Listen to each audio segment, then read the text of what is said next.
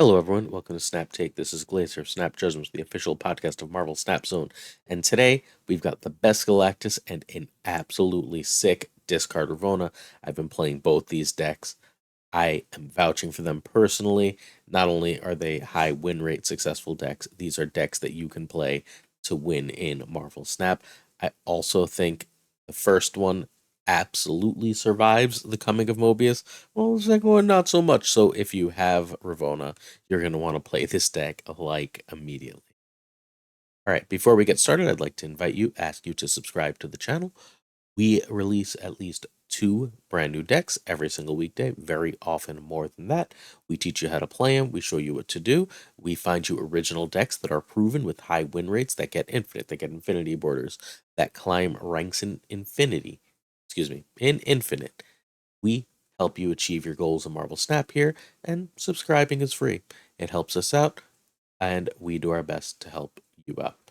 If you're willing to, also liking and commenting also helps us with that YouTube algorithm, and we appreciate that support as well. One more thing, we do the biggest giveaway in all of Marvel Snap. We're giving away 15 Elsa Bloodstone season passes. The giveaway will begin tomorrow. In tomorrow's video, tomorrow morning, I'll release a video at 8 in the morning. It will have how to enter to win one of 15 season passes for Elsa Bloodstone Halloween themed season. We've got 2 decks for you today. The first is Interrobang's Galactus. Interrobang is a phenomenal player. Very tough on the game, but very fair, very even-minded, and you will really, really enjoy his content. Please check him out on Twitter at twitter.com/interrobang with an E at the end, and twitch.tv/interrobang. We've also got Perry Manilow, a newer YouTuber and Twitter luminary. This is another really great player who found this original build that a bunch of people have been playing. I know Bootman made a video on this deck yesterday. Beat me to it, Boot, because I was busy Saturday. Um, Long-time viewers, I thought I had food poisoning. Apparently, I had a stomach bug that I gave to my son. So Saturday was a little hectic with my recovery and then my son getting ill on top of that. He's fine. He's actually mostly just happy because he got to lay around and watch TV, but it was a busy, messy day. So missed Saturday. Boot beat me to it. You go Boot. Bootman is great. Bootman Amnesty if you have missed him, but also check out Perry Manilow on Twitter and great deck builder and player. All right, we have first Interrobang's Galactus, and before we go any further, this is going to be on the next slide too, but I need to say this. I made one change. I put Iron Lad in for Jubilee. I was scolded for this straight up by Interrobang. Jubilee is better in 2 very specific situations where you otherwise lose the game. It wins your Luke's Bar style locations. Jubilee is absolutely phenomenal in those for you, and Jubilee gives you an Odin high roll that doesn't exist with Lad. Lad gives you an extra chance at Electro or Wave sooner. Jubilee does a similar thing, right? On the same turn. But Jubilee has the extra benefit of pulling the card out of your deck, so you're going to draw something else useful the next turn. Fair. Um, I like Lad better because I like Lad better as a card. Jubilee is mean to me and messes with, but Lad never does. So, the basic gist of the deck is play Yo Galactus. You've got a Galactus Sandman build, much like the similar versions we've seen recently, but this one is also playing the Alioth game plan. It's got, as we talked about recently, an Alioth with an Odin on top is absolutely backbreaking after an Electro. A Leader with an Odin on top is still backbreaking, and a Doom with a, guessed it, Odin on top is backbreaking. All these are extremely powerful plays after Sandman, and should you miss Sandman and need a 5 to play, well, that's where Lad or Jubilee, whatever, uh, or Devil Dinosaur being an absolutely huge play on that turn comes in. Also nice when you play that Devil Dino, they're probably going to be looking around that lane. If they have a Shang, they might drop a Shang there. That gives you free reign to Galactus elsewhere on turn 6. And sorry, on turn 5, and then you can follow it up with an Alioth or Leader to win the game as well. All right, so Jeff becomes Mobius tomorrow night, I guess, technically, but Jeff will just straight up become Mobius. Today, if you don't have Jeff, replace with either Nightcrawler or Daredevil, that's totally fine. Spoiler, we're going to do a big Mobius video tomorrow afternoon. My advice is going to be go buy Mobius. Iron Lad was Jubilee in the original. We talked about that. You're going to need Alioth. And this is actually from the other day, but I just decided you would like to have Darkhawk and Zabu. Not for this deck, just in general, having Darkhawk and Zabu is like a good thing to have in Marvel Snap. Those cards are good. All right, turn by turn. I decided to color code this slightly. The yellow is after Electro, and the blue is after Wave. So pause it and you can look. Galactus and win, or don't and win anyway. So turn one you skip because there's no one drops. Turn two you drop Jeff, Mobius.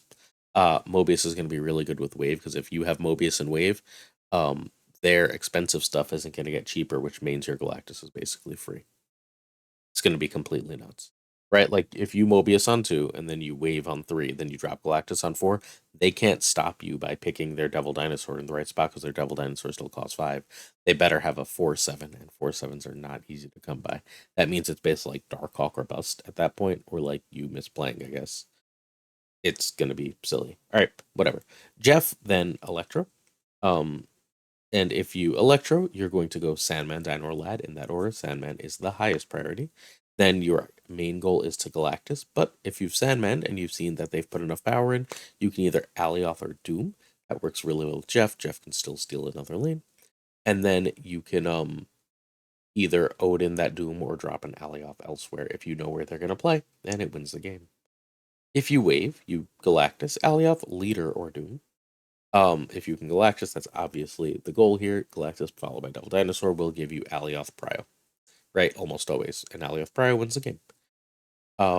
If you otherwise have to play Alioth, that's fine. They're likely to drop their biggest thing to prevent your Galactus. If you can read where that is and kill it, that's pretty good. Leader will just give you their biggest thing plus 2 power, and Doom is 15 power across the board. That's awesome. Next turn, you're going to Devil Dino, Iron Lad, or if they're a deck that's trying to go wide, you just drop Sandman then. You should be able to tell if they're a deck that's going to go wide by turn 5. You can't, well, I mean, we've got to get better at reading Snap at that point. So, like, in general, try and be aware of that. And your turn 6 is almost always Odin or Alioth.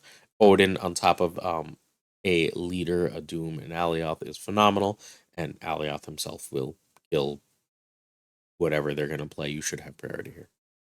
Right, one last look at the deck, along with a quick look at these cool variants. This deck felt a little babyish to me.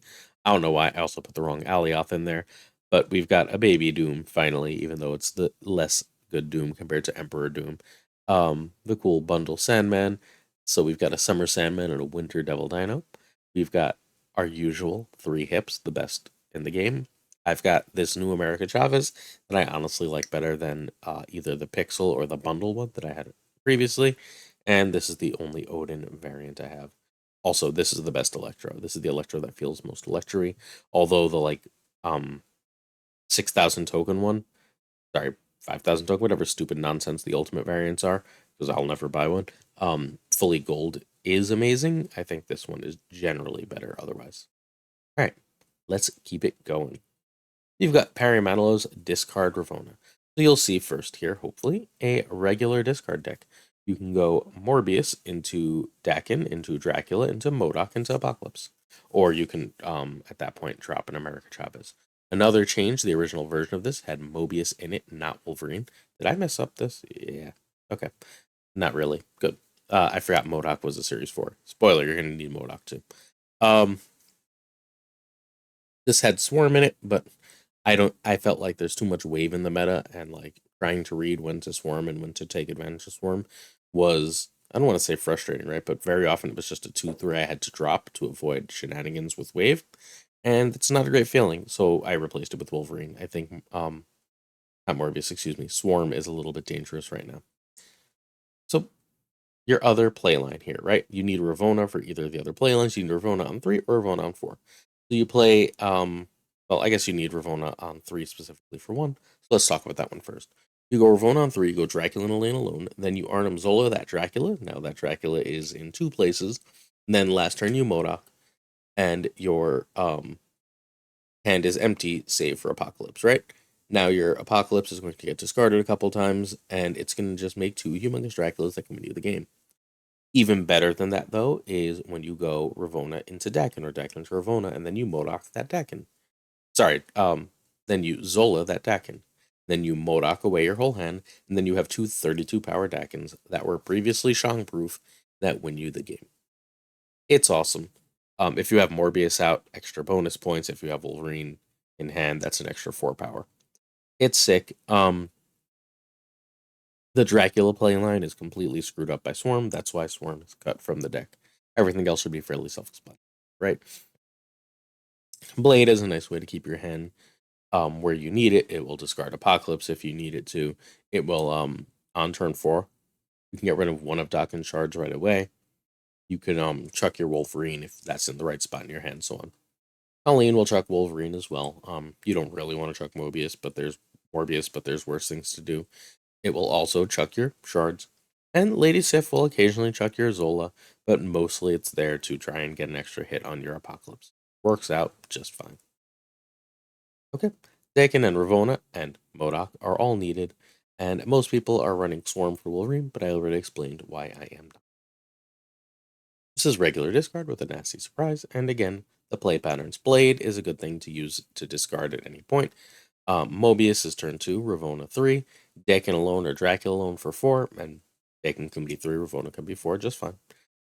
Turn 5, Zola on Dakin or Dracula, and turn 6, Modoc. Win the game with your million power that came out of nowhere that your opponent couldn't really do anything with. This deck has been really, really, really good against Loki, with one exception. Stupid Snow Guard is like a half a nightmare card here, because the bear can occasionally like put an extra junk piece in your way that'll mess up your spacing. But short of that, you shouldn't have very much trouble at all, and you should be relatively comfortable, sort of like rocking face with this deck. This card is really good into Loki, and if that's your problem, this is a deck for you for at least another day, because this version of the deck is not going to survive, like at all, going to survive Mobius. All right, let's take a quick variant look, and then we're done for the Sunday. Sundays are nice, quick, easy days. We've got our standard 2 hips. I got the Sif during the Sif bundle, and Ravonna came up the day after. I love this Ravonna. It's the only good Ravonna in my mind. I also think this Lady Sif is really cool. I like how like warrior-like she looks. I think it's great. This is the only blade I have. It's not great, but it's the Avengers blade. It's fine. It does its job. I have a few Wolverines, but like this one animated with the rain coming down is so gorgeous. I can't resist.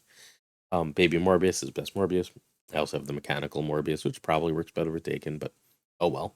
I wanted to use the baby here because I think the baby is adorable. I also have the baby Wolverine, so maybe I should have went that way. What are you gonna do? This is the only Colleen I have. It's one of the 2 or 3 best Colleens. Great. I don't love this Dakin. I want Hip Dakin. He has yet to show up in my shop ever. I will buy him the second he does. This is my favorite Dracula. It feels the most like classic Bela Lugosi Dracula, although there's something to say for the Castlevania feel of some of the others. And then I have better variants for all of the top 4, but that all of the top 4 could be pixels means I'm using pixels. Also, Pixel Modoc and Pixel Zola are amazing in their terribleness. Chavez is not far behind, and Apocalypse at least feels like a good NES character. Yeah, that's the variants. That's the deck. I hope you enjoy it. I hope you enjoyed today's video. If you did, please hit me with that sub. Don't forget, tomorrow starts the giveaway. You won't want to miss out. I'll see you then for another Snap Take. Peace.